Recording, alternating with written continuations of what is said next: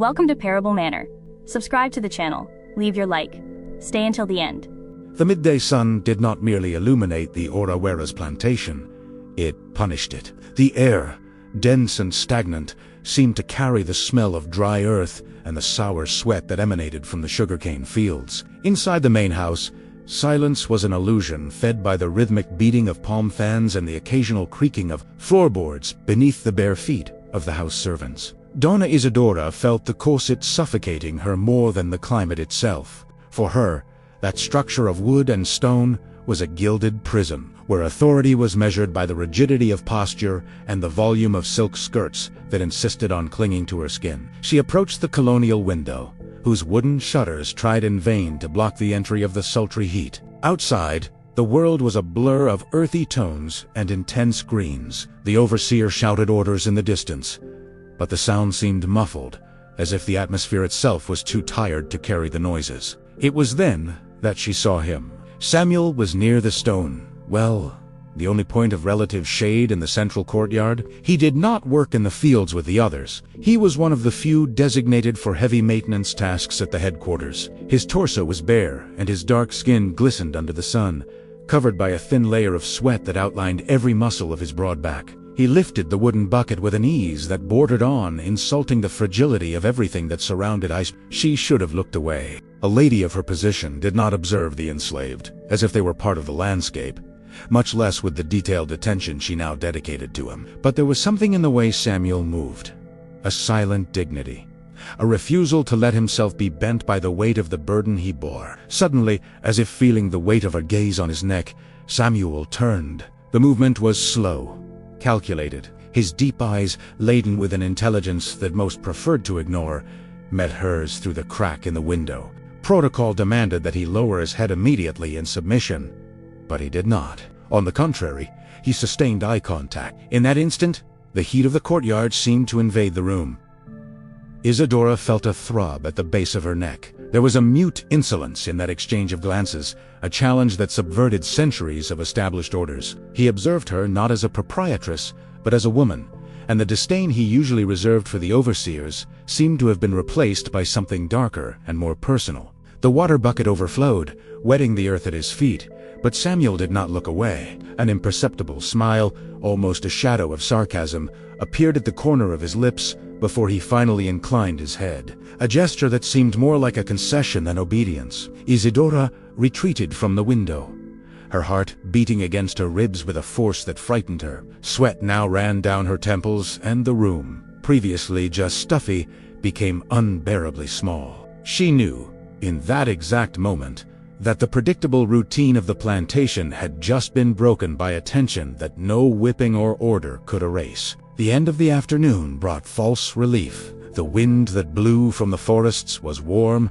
and carried the smell of rain that never came. Isadora sought refuge on the side veranda, a place where jasmine vines created a natural curtain against the curious eyes from the slave quarters and the overseer's shouts. She held a book of poetry, but the letters blurred before her eyes. Her mind was still stuck on that exchanged look by the well. The sound of heavy, rhythmic footsteps on the gravel made her shudder. Samuel approached, carrying two large clay vases, destined for the decoration of the inner garden. He walked with a calm that seemed to occupy all the space around him. The lady chose the coolest place, but still, it seems the air fails you.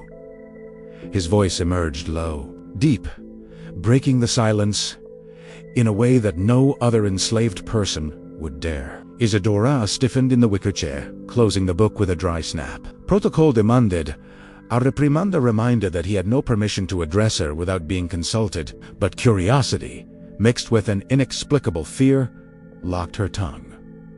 The heat is merciless. Samuel, return to your work, she responded, trying to maintain the tone of authority that her husband, the colonel, so prized. He stopped a few meters from her and deposited the vases on the ground with deliberate slowness. Instead of withdrawing, he wiped the sweat from his forehead with the back of his hand, keeping his eyes fixed on her. There was an electricity in the air, something that went beyond the hierarchy of master and slave. The heat is not the only thing that punishes on this plantation, he said, taking a short step toward the veranda. I see how the lady squeezes herself into those dresses into those laces that seem to want to suffocate what lies beneath. It is too much pressure for one body alone.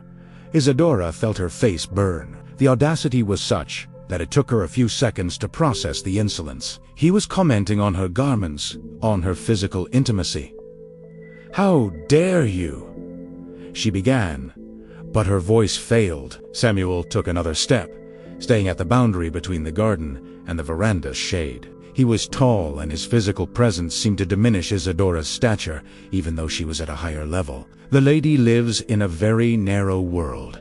Donna is... Everything here is small, tight, made to not let anyone breathe. He continued, his voice now reduced to a whisper that seemed to touch her skin. "Sometimes, what is too compressed needs space. I look at the lady and see that you are at the limit." He paused, and the silence that followed was louder than any scream. Samuel slightly inclined his body, his eyes shining with an intelligent and dangerous malice. "If you permit me the care, I could teach the lady to breathe better. Perhaps I should widen you a little, open a path where today there is only tightness." The shock hit Isadora like a physical blow. The phrase, loaded with brutal double meaning and a promise of profanation, left her breathless. He was not just talking about clothes or physical space. He was claiming an intimacy she had never permitted even to her own husband. Before she could scream or call the overseer, Samuel picked up the vases again, made a minimal bow loaded with sarcasm, and disappeared into the penumbra of the corridor, leaving only the smell of earth and the echo of his audacious voice. The night at the Aroeras plantation brought no rest, only a dense darkness that seemed to amplify every sound from the main house. In the master bedroom, Isadora lay on the linen sheets, but the comfort of the bed seemed like torture. Her husband snored beside her, a heavy and indifferent sound, while she stared at the canopy, feeling her chest rise and fall in short, nervous breaths. Samuel's words, "Widen you a little," were not just a memory. They were a living whisper that seemed to traverse the corners of the room. She tried to convince herself that it had been an affront worthy of the whip, an insolence that should have been reported immediately. But deep in her consciousness, what frightened her was not his audacity, but the way her own body had reacted to hearing that deep voice. She got up, her bare feet touching the cold wood of the floor. She needed water. She lit a small candle and went out into the extensive corridor, where the portraits of ancestors seemed to judge her with severe looks. The candle flame oscillated, projecting long shadows on the whitewashed walls. Upon approaching the staircase that led to the service area, she stopped. A figure moved in the penumbra. "Is too tight, Senora." The voice came from the back of the corridor, as if it had been invoked by her own thoughts.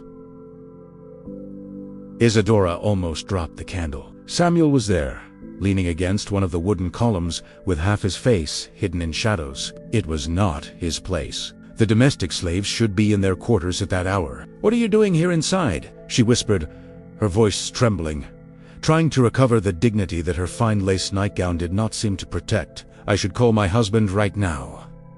You have crossed all limits."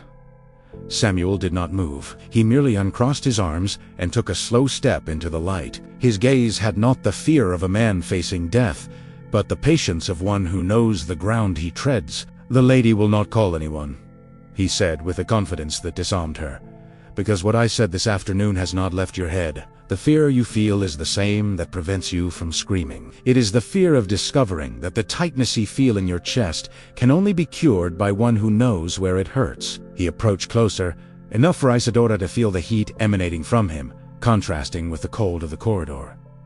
"The lady lives under rules that crush you. Donna Isadora, I am a man trapped by chains, but the lady is trapped by silences. What I offer is to widen this world, even if only for one night."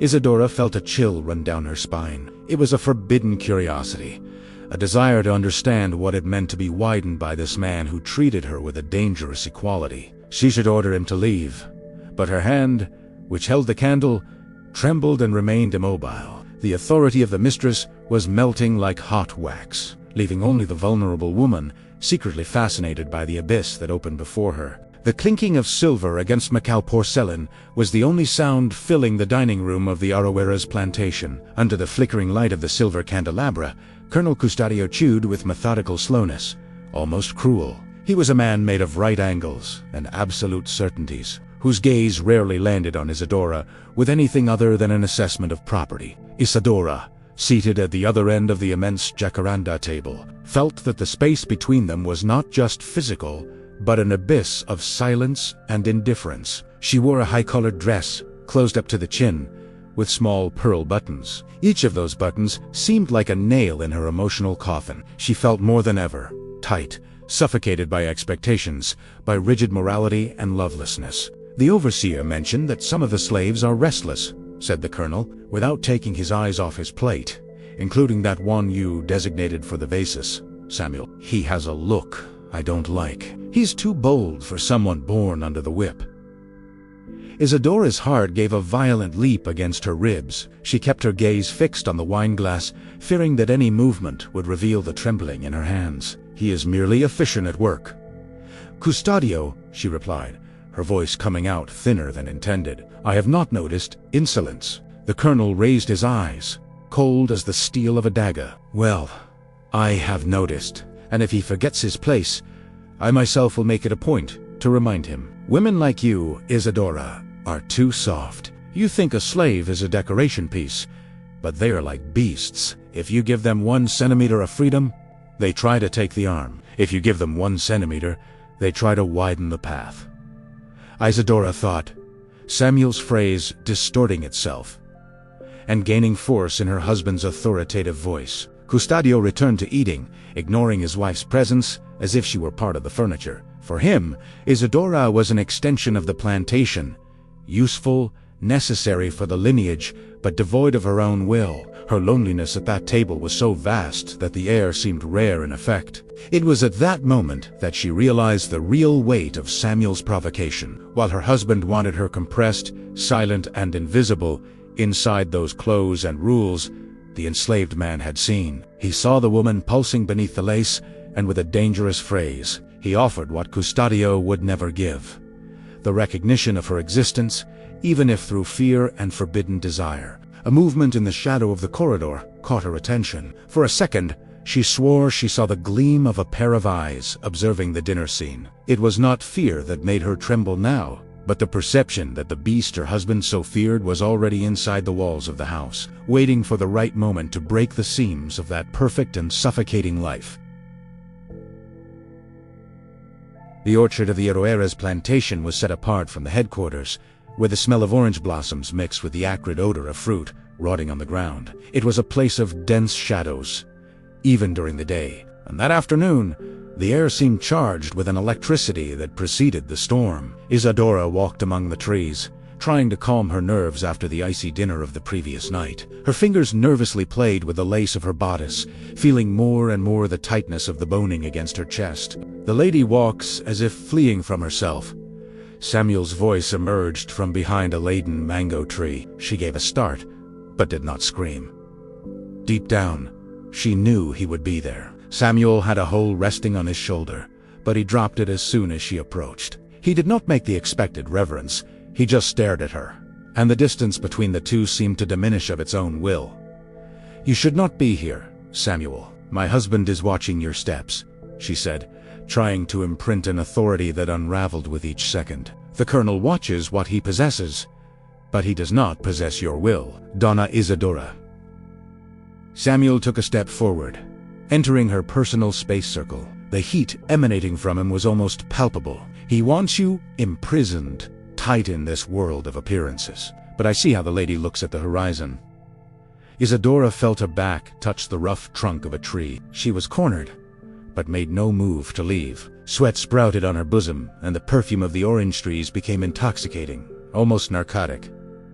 "What do you want from me?" she whispered, her voice choked by tension. Samuel extended his hand. He did not touch her, but his fingers stopped millimeters from her face, feeling the heat of her skin. "I already said, I want to remove this tightness that consumes you. The lady is like a fruit that is about to burst the shell from being so ripe, but no one has the courage to harvest it. I am not afraid of the colonel, nor of your laws."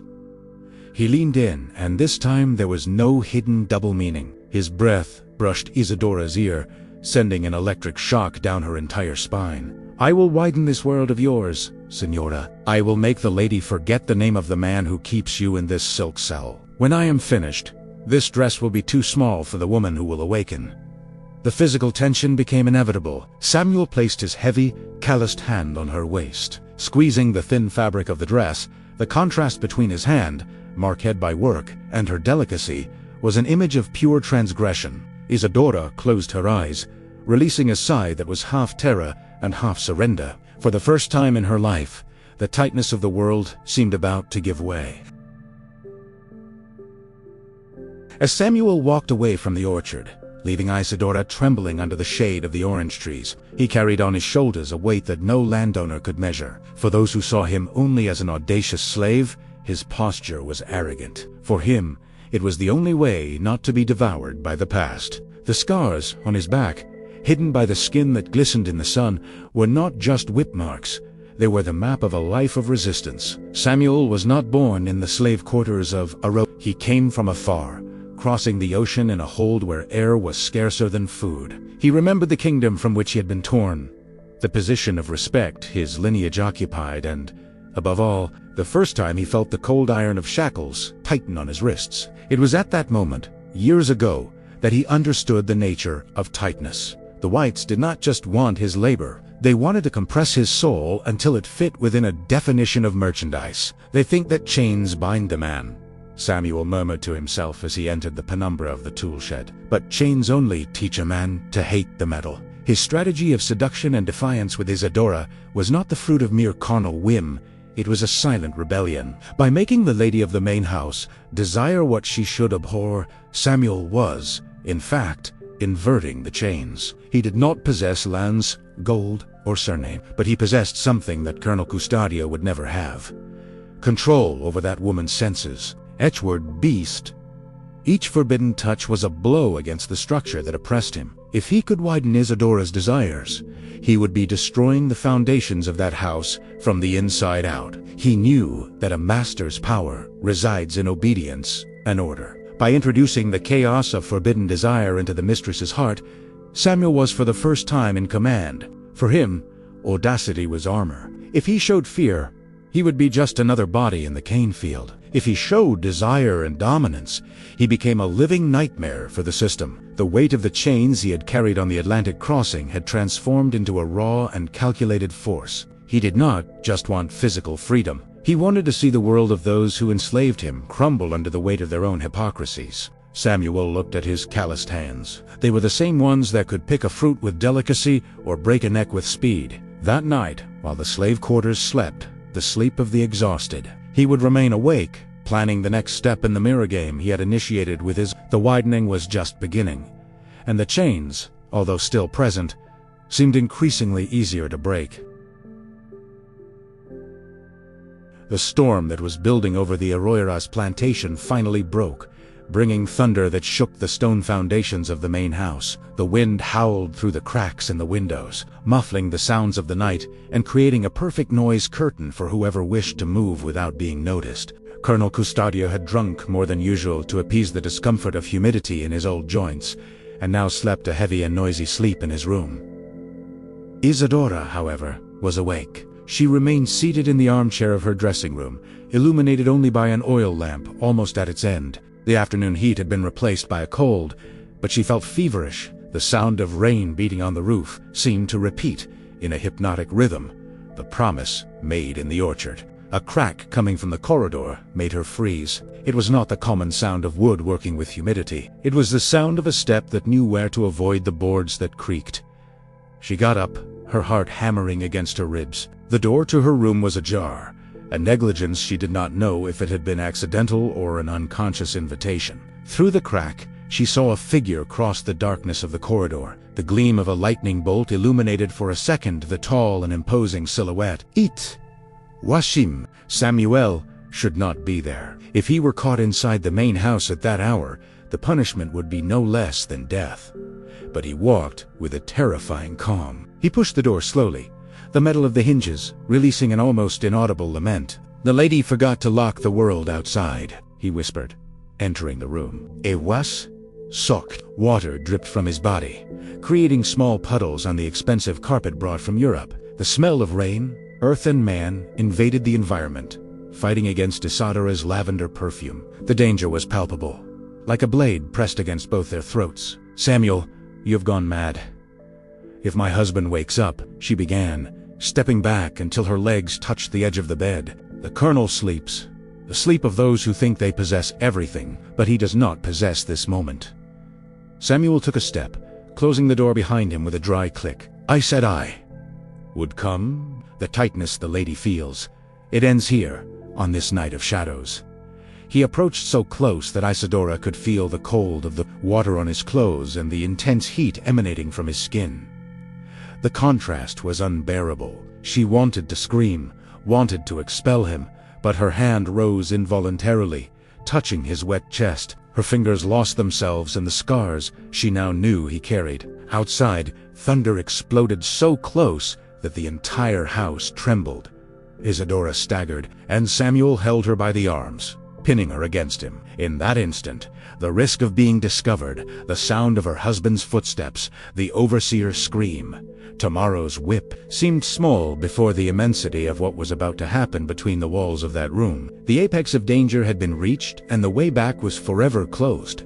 The silence that followed the thunder was even more deafening. Isadora, feeling the heat of Samuel's body against hers, was suddenly struck by a wave of reality and guilt. The pride of her lineage, rigid education and fear of scandal, acted like an invisible whip. She pushed his chest with all the force she could muster, moving away to the center of the room. "Get out of here," she said, her voice trembling between hate and despair. "You forgot who I am? I am your mistress. I can have your tongue cut for every word you spoke against me." She searched on the bedside table for a small riding whip, a symbolic object of fine leather that she rarely used, but which at that moment represented the only barrier between her dignity and the abyss. Soraya eat her hand, trembling, her eyes brimming with a fury that tried to hide desire. Samuel did not retreat. On the contrary, he took a step forward, exposing his bare chest and old scars to the lamplight. He was not afraid of that piece of leather. He had already been molded by much heavier irons. "Then stray," he said, his voice calm, almost merciful. "Prove to yourself that your power is greater than what you feel now. Punish the man who saw the truth beneath those laces." Isadora delivered the blow. The crack of leather hit Samuel's shoulder, but he did not even blink. In a quick movement, like the strike of a serpent, he grabbed the whip in the air, wrapping the leather around his fist and pulling it firmly, bringing Isadora close to him again. The power game had been won before it even began. "Your pride is like this dress, Senora, beautiful to see, but made to suffocate," he whispered, bringing his face close to hers, until their breaths mixed. "The lady tries to punish me, because I am the only one not afraid to touch you where it hurts. The Colonel treats you like cattle, the overseers like an object, but I—" He released the whip, which fell on the carpet with a dull sound, and held her face with both hands. Isadora's authority crumbled.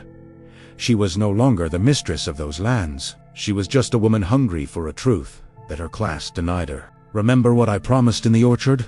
he continued, his voice vibrating against her skin. "I said the lady was too tight and that I would widen you a little. I was not talking about chains or whips. I was talking about opening space for life inside this chest that the Colonel tried to dry." He kissed her then, not as a submissive, but as someone claiming a territory long abandoned. In that moment, Isadora realized that the punishment would not be for him, but for herself, who would have to live the rest of her days, knowing that her widening had been initiated by the one she should govern, but who now dominated her completely. The day dawned with a thick fog, which refused to rise, keeping the Autoera's plantation under a gray and humid veil. Inside the main house, the atmosphere was one of deceptive calm. Isadora avoided crossing the corridors, feeling that Samuel's smell and the heat of the previous night were still impregnated in her pores, no matter how much she had bathed with scented waters. In the kitchen, the scene was different. The sound of the pestle beating corn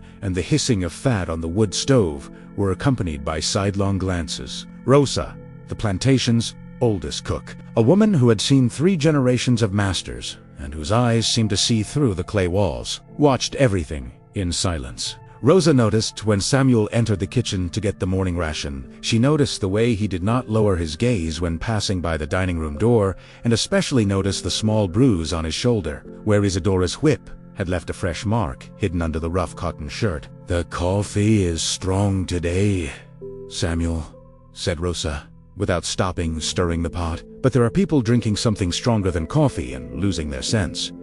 Samuel stopped, the wooden bucket in hand. He recognized Rosa, knew that her words were never to the wind. "Sense is for those who have something to lose. Aunt Rosa?" he replied in a low voice.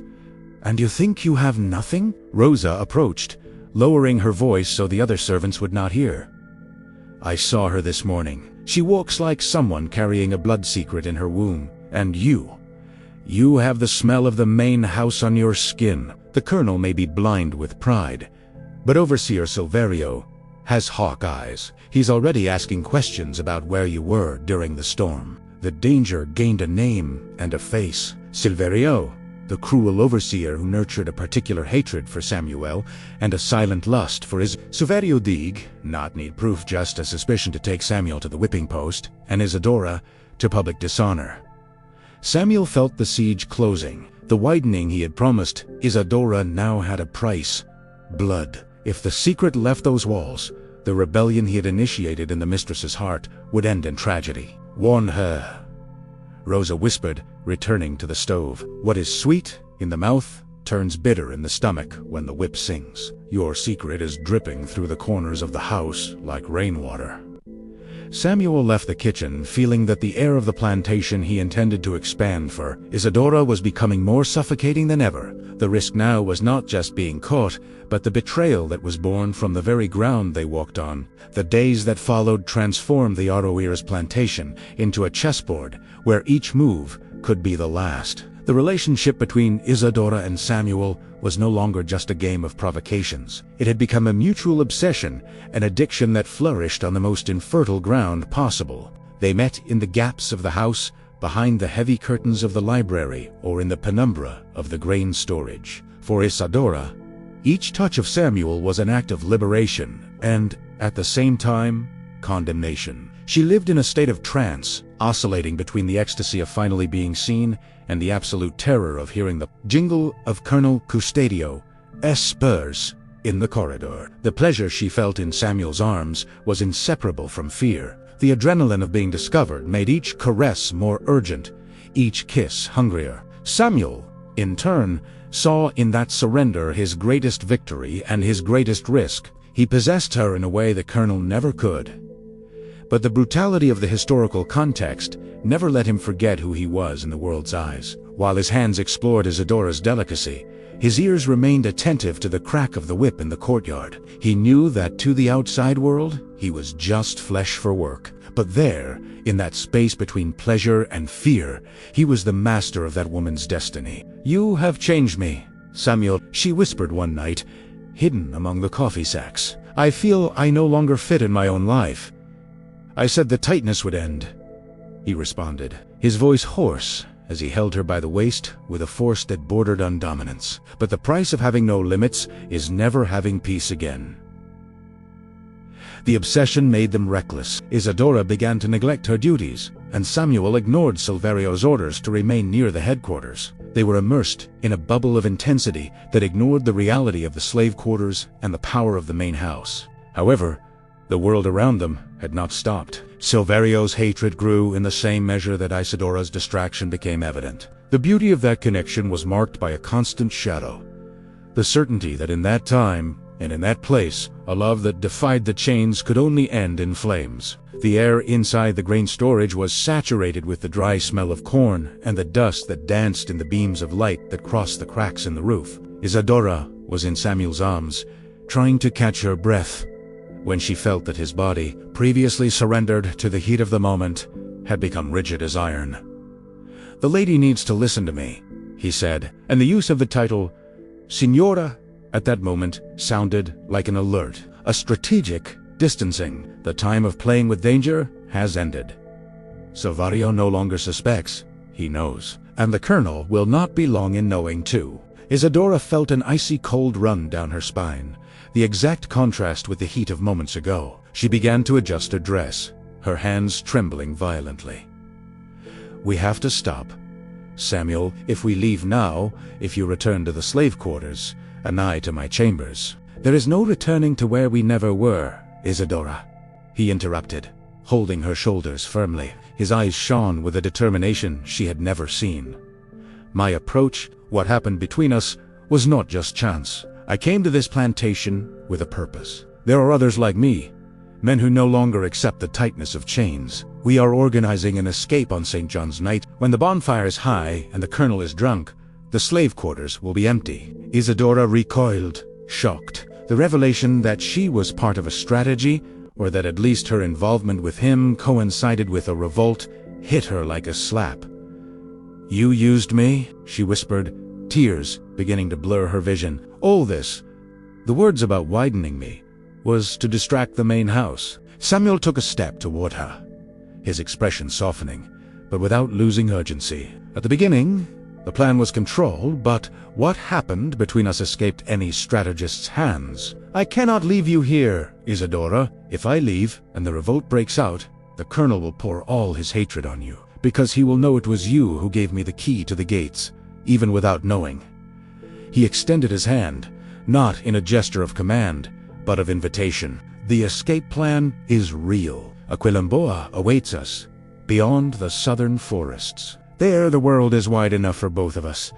But now you must decide. Will you stay in this house, dying a little each day in this tight dress, or will you cross the line and fight alongside those you used to call yours?" The silence that followed was filled only by the sound of the wind outside. Isadora looked at the storage door, which represented her security and her prison, and then at Samuel's hand, which represented her freedom and her greatest fear. The choice was not just between two men, but between two worlds. The silence of the storage was shattered by the sound of slow, sarcastic applause. From the deepest shadows, behind the piles of burlap sacks, emerged the stocky figure of The overseer wore a crooked smile on his face, and his small eyes gleamed with the satisfaction of one who had finally set the perfect mouth. In his hands, he carried Isadora's embroidered silk handkerchief, the one she believed she had lost on the night of the storm. "What a touching scene," sighed Silverio, his voice spit with scorn. "The animal dreaming of wide worlds and it's almost pitiful how naive you are."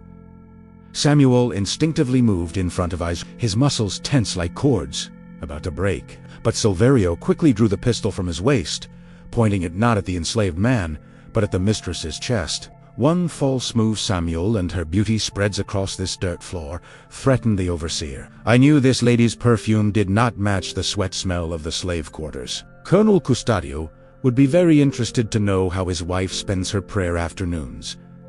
Felt the ground flee beneath her feet. The humiliation of being caught by a man she had always despised was almost as unbearable as the fear of death. "What do you want, Silverio?" she asked, her voice failing, trying to maintain the rest of dignity that remained. The overseer put away the weapon, but did not relax his posture.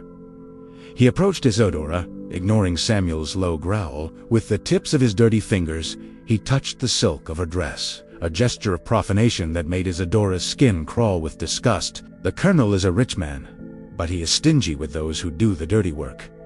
I want gold, senora. Gold enough to never have to whip anyone again in this life." He paused, his eyes descending down her neckline with disgusting insolence. "And I want the lady to continue being this generous woman. Samuel will not be the only one to widen the horizons of the main house. If you do not want me to tell your husband everything right now, you will be mine too." The blackmail was the final blow to Isadora's pride. She was trapped between the monster who lived in her room and the demon who guarded her fields. Samuel, seeing the despair in her eyes, realized that the escape plan was no longer just a choice, but a matter of immediate survival. The time for subtleties had ended. The blood that Rosa had predicted was about to be spilled.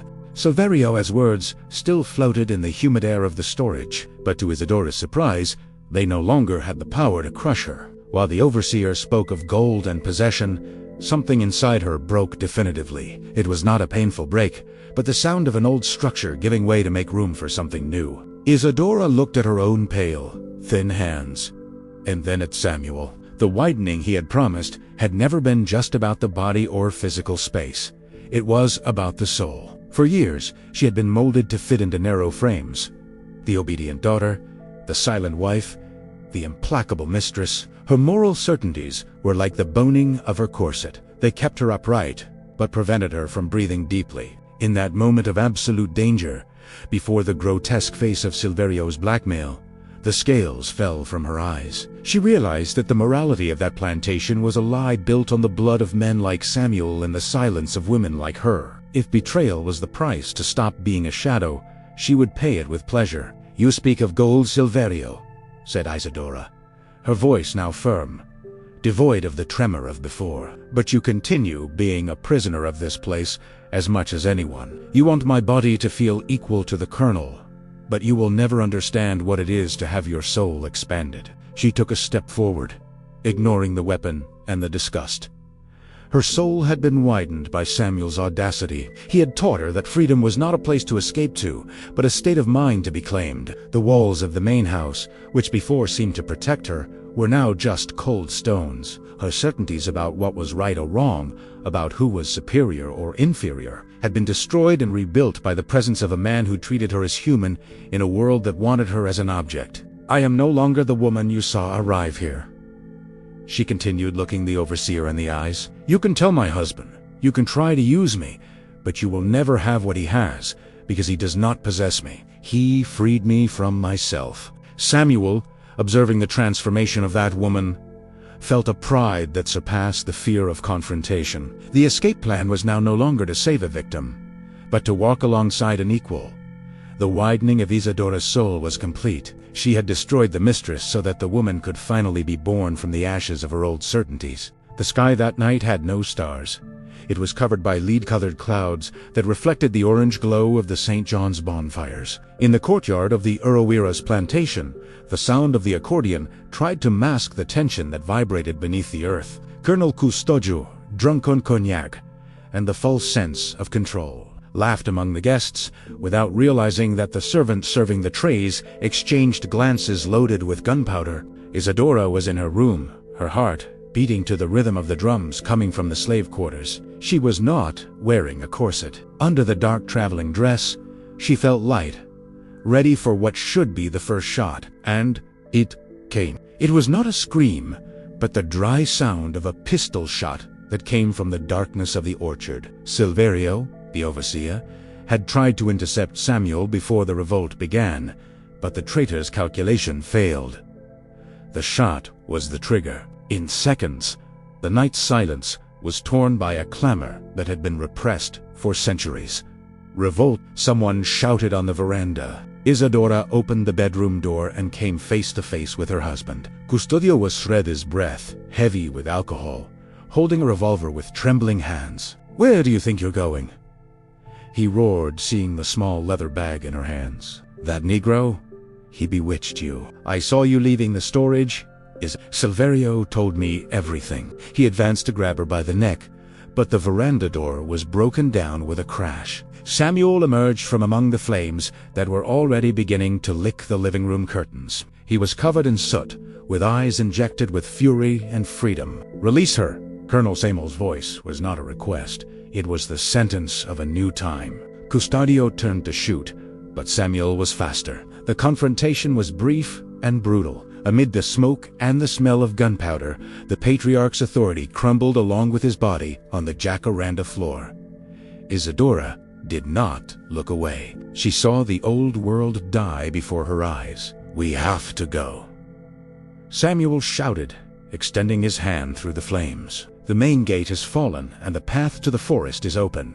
Outside, the plantation burned. The tightness of Arawira's was being consumed by the fire of freedom. As they ran toward the darkness of the forest, Isadora felt the heat of the flames on her back. But for the first time, the air entering her lungs was pure and vast. The night of gunpowder was not the end.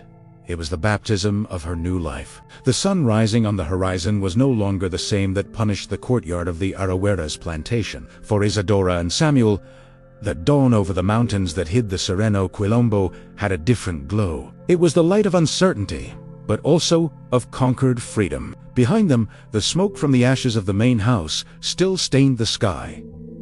The price had been high. Isadora had left behind not only her wealth and her name, but the woman the world had forced her to be. Her hands, once soft and made only for embroidery, were now scratched by the thorns of the forest and dirty from the earth that had sheltered her during the escape. She looked at Samuel, who walked ahead of her, opening the path through the dense vegetation. He carried the marks of battle on his body, but his posture was that of a man who had finally widened his own destiny. "From here on," said Samuel, stopping at the top of a cliff that revealed the hidden valley, "the lady will no longer have servants to tighten your dresses, nor stone walls to protect you from the wind." Isadora approached him and held his hand. The touch, which before was a forbidden secret and loaded with sin, was now her only safe harbor. "I never want to fit within those walls again, Samuel," she replied, her voice hoarse, but loaded with a new strength. "The tightness is over. If the destiny of the shadows is to live in flight to be ourselves, then so be Italiano." They knew that freedom under the sun of colonial Brazil was a fragile dream. The world out there would continue to hunt them. The slave hunters and the ghost of Colonel Custodio would still haunt their steps. The passion that united them, born from revolt and the desire to break the chains, would have to transform now into daily resistance. The widening was complete. Isadora's soul was now as vast as the forests, and Samuel's heart, although marked by the scars of the past, beat free for the first time. They disappeared into the density of the green, two shadows that refused to be erased by official history, living the truth of a love that dared to defy the order of things. In that Quilombo among equals, they finally discovered that the only true freedom is that which allows us to breathe without fear of who we are.